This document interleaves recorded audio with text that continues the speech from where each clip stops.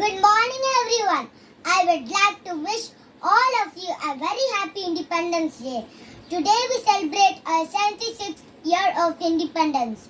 This day is a memorable one, making us remember the extreme sacrifices of our martyrs and great freedom fighters.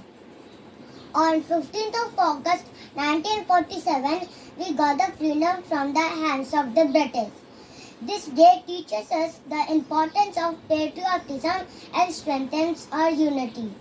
A parade is arranged every year by armed forces displaying our social, political, and economic powers in the global platforms. Irrespective of any differences, Indians come together to celebrate Independence Day together. We hoist our national flag and sing our national anthem, Jana Gana Mana. We show our gratitude for being a part of an independent country with speeches.